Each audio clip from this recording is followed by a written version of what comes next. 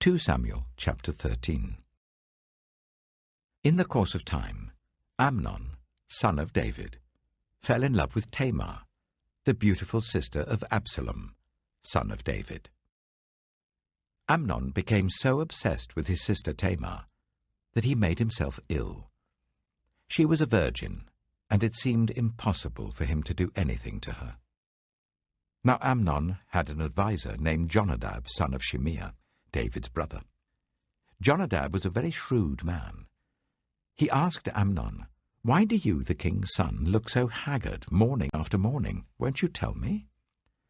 Amnon said to him, "I'm in love with Tamar, my brother Absalom's sister." "Go to bed and pretend to be ill," Jonadab said.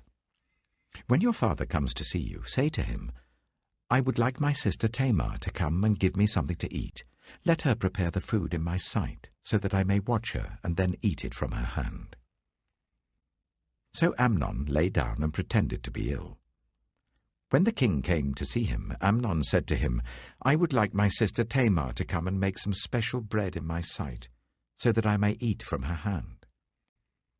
David sent word to Tamar at the palace, "Go to the house of your brother Amnon and prepare some food for him." So Tamar went to the house of her brother Amnon, who was lying down. She took some dough, kneaded it, made the bread in his sight, and baked it. Then she took the pan and served him the bread, but he refused to eat. "Send everyone out of here," Amnon said. So everyone left him. Then Amnon said to Tamar, "Bring the food here into my bedroom, so that I may eat it from your hand." And Tamar took the bread she had prepared and brought it to her brother Amnon in his bedroom. But when she took it to him to eat, he grabbed her and said, "Come to bed with me, my sister." "No, my brother," she said to him, "don't force me. Such a thing should not be done in Israel. Don't do this wicked thing. What about me? Where could I get rid of my disgrace? And what about you? You would be like one of the wicked fools in Israel. Please speak to the king. He will not keep me from being married to you." But he refused to listen to her, and since he was stronger than she, he raped her. Then Amnon hated her with intense hatred. In fact, he hated her more than he had loved her. Amnon said to her, "Get up and get out." "No," she said to him. "Sending me away would be a greater wrong than what you have already done to me." But he refused to listen to her. He called his personal servant and said, "Get this woman out of my sight and bolt the door after her." So his servant put her out and bolted the door after her. She was wearing an ornate robe, for this was the kind of garment the virgin daughters of the king wore. Tamar put ashes on her head and tore the ornate robe she was wearing. She put her hands on her head and went away, weeping aloud as she went. Her brother Absalom said to her, "Has that Amnon, your brother, been with you? Be quiet for now, my sister. He is your brother. Don't take this thing to heart." And Tamar lived in her brother Absalom's house, a desolate woman. When King David heard all this, he was furious.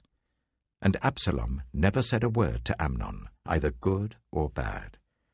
He hated Amnon because he had disgraced his sister Tamar. 2 years later, when Absalom's sheep shearers were at Baal Hazor, near the border of Ephraim, he invited all the king's sons to come there. Absalom went to the king and said, "Your servant has had shearers come. Will the king and his attendants please join me?" "No, my son," the king replied. "All of us should not go. We would only be a burden to you." Although Absalom urged him, he still refused to go but gave him his blessing. Then Absalom said, "If not, please let my brother Amnon come with us." The king asked him, "Why should he go with you?" But Absalom urged him. So he sent with him Amnon and the rest of the king's sons. Absalom ordered his men, "Listen, when Amnon is in high spirits from drinking wine, and I say to you, 'Strike Amnon down,' then kill him, Don't be afraid. Haven't I given you this order?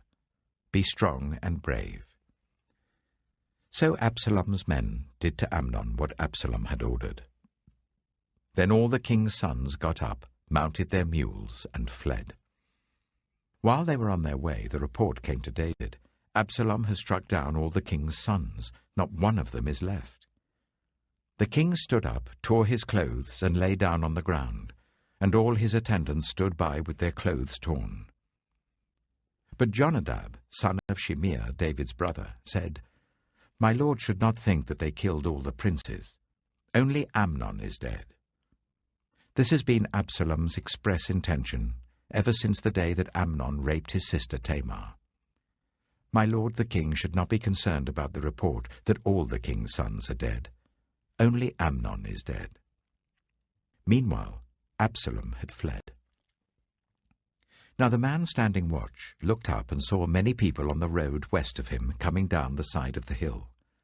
The watchman went and told the king, "I see men in the direction of Horonaim on the side of the hill." Jonadab said to the king, "See, the king's sons have come. It has happened just as your servant said." As he finished speaking, the king's sons came in, wailing loudly. The king, too, and all his attendants wept very bitterly. Absalom fled and went to Talmai, son of Ammihud, the king of Geshur. But King David mourned many days for his son. After Absalom fled and went to Geshur, he stayed there for 3 years, and King David longed to go to Absalom, for he was consoled concerning Amnon's death.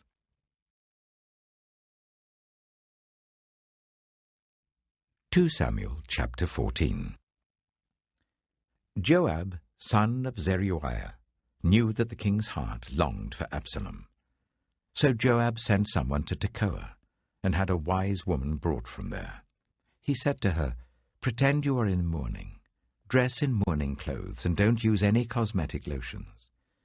Act like a woman who has spent many days grieving for the dead. Then go to the king and speak these words to him." And Joab put the words in her mouth.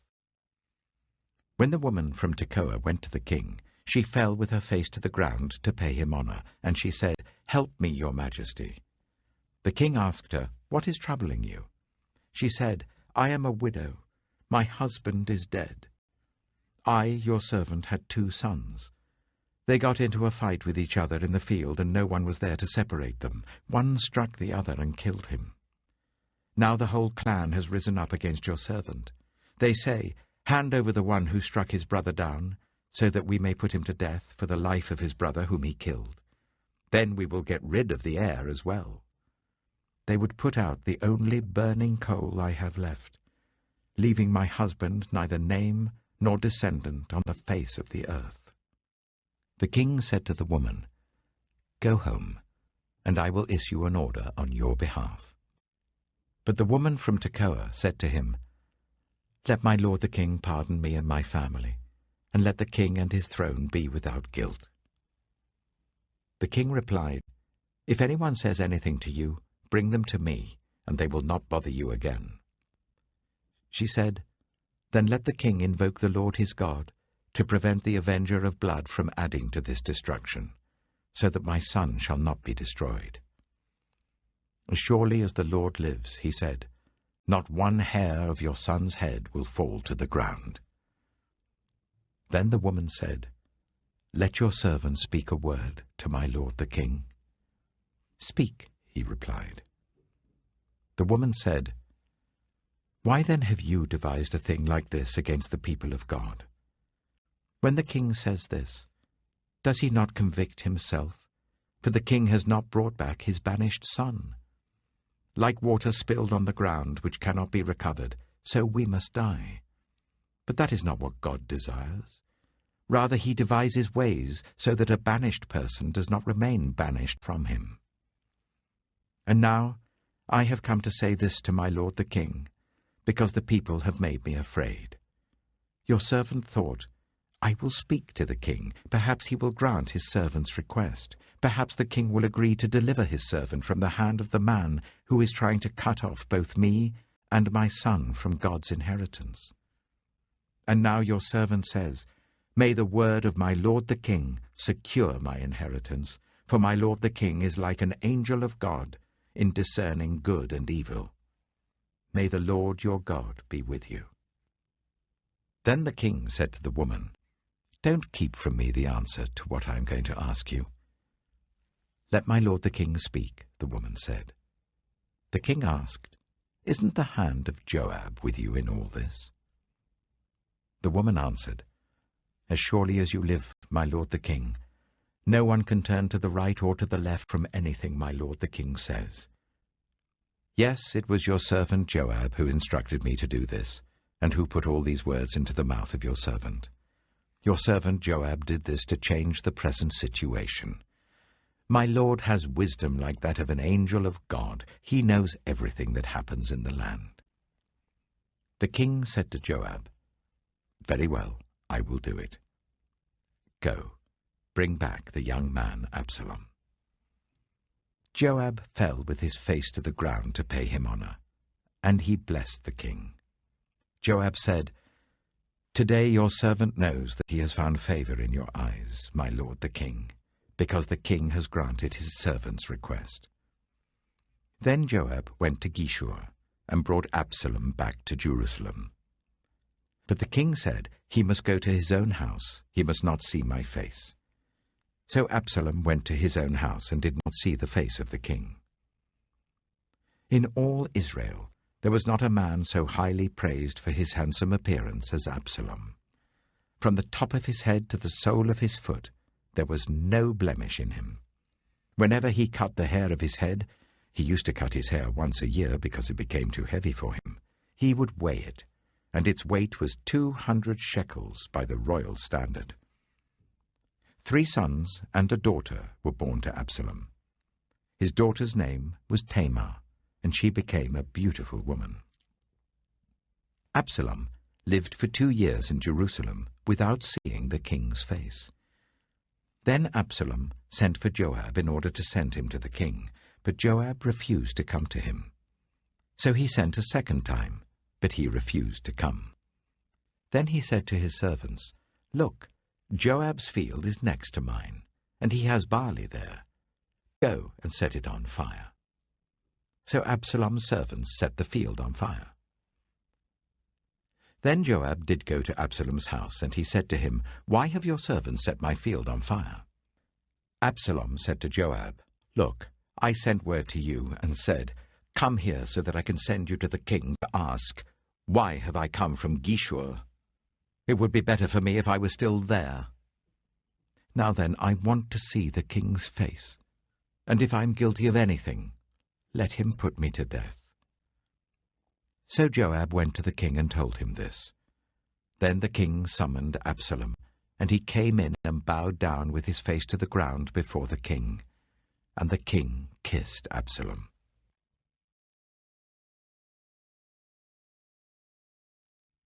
2 Samuel chapter 15. In the course of time, Absalom provided himself with a chariot and horses, and with 50 men to run ahead of him. He would get up early and stand by the side of the road leading to the city gate. Whenever anyone came with a complaint to be placed before the king for a decision, Absalom would call out to him, "What town are you from?" He would answer, "Your servant is from one of the tribes of Israel." Then Absalom would say to him, "Look, your claims are valid and proper, but there is no representative of the king to hear you." And Absalom would add, "If only I were appointed judge in the land, then everyone who has a complaint or case could come to me, and I would see that they receive justice." Also, whenever anyone approached him to bow down before him, Absalom would reach out his hand, take hold of him, and kiss him. Absalom behaved in this way towards all the Israelites who came to the king asking for justice, and so he stole the hearts of the people of Israel. At the end of 4 years, Absalom said to the king, "Let me go to Hebron and fulfill a vow I made to the Lord. While your servant was living in Geshur in Aram, I made this vow. If the Lord takes me back to Jerusalem, I will worship the Lord in Hebron." The king said to him, "Go in peace." So he went to Hebron. Then Absalom sent secret messengers throughout the tribes of Israel to say, "As soon as you hear the sound of the trumpets, then say, 'Absalom is king in Hebron.'" 200 men from Jerusalem had accompanied Absalom. They had been invited as guests and went quite innocently, knowing nothing about the matter. While Absalom was offering sacrifices, he also sent for Ahithophel, the Gilonite, David's counselor, to come from Gilo, his hometown. And so the conspiracy gained strength, and Absalom's following kept on increasing. A messenger came and told David, "The hearts of the people of Israel are with Absalom." Then David said to all his officials who were with him in Jerusalem, "Come, we must flee, or none of us will escape from Absalom. We must leave immediately, or he will move quickly to overtake us and bring ruin on us, and put the city to the sword." The king's officials answered him, "Your servants are ready to do whatever our lord the king chooses." The king set out, with his entire household following him. But he left 10 concubines to take care of the palace. So the king set out, with all the people following him, and they halted at the edge of the city. All his men marched past him, along with all the Kerethites and the Pelethites, and all the 600 Gittites who had accompanied him from Gath marched before the king. The king said to Ittai the Gittite, "Why should you come along with us? Go back and stay with King Absalom. You are a foreigner, an exile from your homeland. You came only yesterday. And today shall I make you wander about with us, when I do not know where I am going? Go back and take your people with you. May the Lord show you kindness and faithfulness." But Ittai replied to the king, "As surely as the Lord lives and as my lord the king lives, wherever my lord the king may be, whether it means life or death, there will your servant be." David said to Ittai, "Go ahead, march on." So Ittai the Gittite marched on with all his men and the families that were with him. The whole countryside wept aloud as all the people passed by. The king also crossed the Kidron Valley, and all the people moved on towards the wilderness. Zadok was there too, and all the Levites who were with him were carrying the Ark of the Covenant of God. They set down the Ark of God, and Abiathar offered sacrifices until all the people had finished leaving the city. Then the king said to Zadok, "Take the Ark of God back into the city. If I find favor in the Lord's eyes, he will bring me back and let me see it and his dwelling place again. But if he says, 'I am not pleased with you,' then I am ready. Let him do to me whatever seems good to him." The king also said to Zadok the priest, "Do you understand? Go back to the city with my blessing. Take your son Ahimaaz with you, and also Abiathar's son Jonathan. You and Abiathar return with your 2 sons. I will wait at the fords in the wilderness until word comes from you to inform me." So Zadok and Abiathar took the Ark of God back to Jerusalem and stayed there. But David continued up the Mount of Olives, weeping as he went. His head was covered, and he was barefoot. All the people with him covered their heads too, and were weeping as they went up. Now David had been told Ahithophel is among the conspirators with Absalom. So David prayed, "Lord, turn Ahithophel's counsel into foolishness." When David arrived at the summit, where people used to worship God, Hushai the Archite was there to meet him, his robe torn and dust on his head.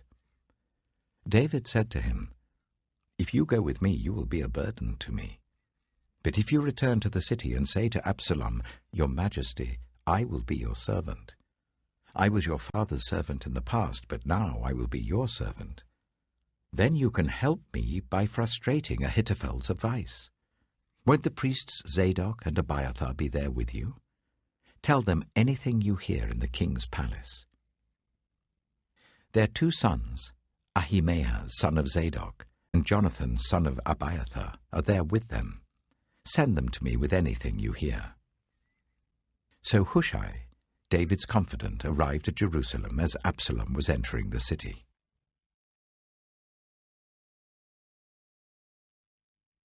John chapter 11. Now a man named Lazarus was ill. He was from Bethany, the village of Mary, and her sister Martha. This Mary, whose brother Lazarus now lay ill, was the same one who poured perfume on the Lord and wiped his feet with her hair. So the sisters sent word to Jesus, "Lord, the one you love is ill." When he heard this, Jesus said, "This illness will not end in death. No, it is for God's glory, so that God's Son may be glorified through it." Now Jesus loved Martha and her sister and Lazarus. So when he heard that Lazarus was ill, he stayed where he was for 2 more days, and then he said to his disciples, "Let us go back to Judea." "But Rabbi," they said, "a short while ago the Jews there tried to stone you, and yet you're going back?" Jesus answered, "Are there not 12 hours of daylight? Anyone who walks in the daytime will not stumble, for they see by this world's light. It is when a person walks at night that they stumble, for they have no light." After he had said this, he went on to tell them, "Our friend Lazarus has fallen asleep, but I'm going there to wake him up." His disciples replied, "Lord, if he sleeps, he will get better." Jesus had been speaking of his death, but his disciples thought he meant natural sleep. So then he told them plainly, "Lazarus is dead, and for your sake I'm glad I was not there, so that you may believe. But let us go to him." Then Thomas, also known as Didymus, said to the rest of the disciples, "Let us also go, that we may die with him." On his arrival, Jesus found that Lazarus had already been in the tomb for 4 days. Now Bethany was less than 2 miles from Jerusalem, and many Jews had come to Martha and Mary to comfort them in the loss of their brother. When Martha heard that Jesus was coming, she went out to meet him, but Mary stayed at home. "Lord," Martha said to Jesus, "if you had been here, my brother would not have died. But I know that even now God will give you whatever you ask." Jesus said to her, "Your brother will rise again." Martha answered, "I know he will rise again in the resurrection at the last day." Jesus said to her, "I am the resurrection and the life. The one who believes in me will live, even though they die. And whoever lives by believing in me will never die. Do you believe this?" "Yes, Lord," she replied. "I believe that you are the Messiah, the Son of God, who is to come into the world." After she had said this, she went back and called her sister Mary aside. "The teacher is here," she said, "and is asking for you." When Mary heard this, she got up quickly and went to him. Now Jesus had not yet entered the village, but was still at the place where Martha had met him. When the Jews who had been with Mary in the house comforting her noticed how quickly she got up and went out, they followed her, supposing she was going to the tomb to mourn there. When Mary reached the place where Jesus was and saw him, she fell at his feet and said, "Lord, if you had been here, my brother would not have died." When Jesus saw her weeping, and the Jews who had come along with her also weeping, he was deeply moved in spirit and troubled. "Where have you laid him?" he asked. "Come and see, Lord," they replied. Jesus wept. Then the Jews said, "See how he loved him." But some of them said, "Could not he who opened the eyes of the blind man have kept this man from dying?" Jesus, once more deeply moved, came to the tomb. It was a cave with a stone laid across the entrance. "Take away the stone," he said. "But Lord," said Martha, the sister of the dead man, "by this time there's a bad odor, for he has been in there 4 days. Then Jesus said, "Did I not tell you that if you believe, you will see the glory of God?" So they took away the stone. Then Jesus looked up and said, "Father, I thank you that you have heard me. I knew that you always hear me, but I said this for the benefit of the people standing here, that they may believe that you sent me." When he had said this, Jesus called in a loud voice, "Lazarus, come out." The dead man came out, his hands and feet wrapped with strips of linen, and a cloth round his face. Jesus said to them, "Take off the grave clothes and let him go." Therefore many of the Jews who had come to visit Mary and had seen what Jesus did believed in him. But some of them went to the Pharisees and told them what Jesus had done. Then the chief priests and the Pharisees called a meeting of the Sanhedrin. "What are we accomplishing?" they asked. "Here is this man performing many signs. If we let him go on like this, everyone will believe in him, and then the Romans will come and take away both our temple and our nation." Then one of them, named Caiaphas, who was high priest that year, spoke up. "You know nothing at all. You do not realize that it is better for you that one man die for the people than that the whole nation perish."